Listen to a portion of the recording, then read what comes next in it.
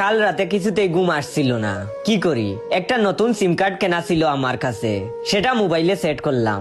আমার বউ বাপের বাড়ি ছিল, আমি আননোন নম্বর থেকে মেসেজ দিলাম আপনি বাড়িতে নেই। সেই সুযোগে আপনার বাড়িতে এক ভীষণ সুন্দরী মহিলা একটু আগেই ঢুকলো।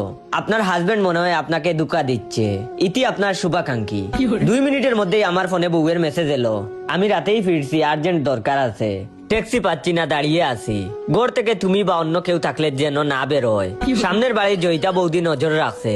তখন আমি সামনের ফ্ল্যাটের জয়িতা বৌদিকে আননোন নম্বর থেকে মেসেজ করলাম, আপনার বর অফিসে মালা বলে মেয়েটিকে বিয়ে করতে যাচ্ছে, কাল আমতলা মন্দিরে দুপুরে বিয়ে করবে, বিশ্বাস না করলে আপনার ব্যাপার, ইতি আপনার শুভাকাঙ্ক্ষী।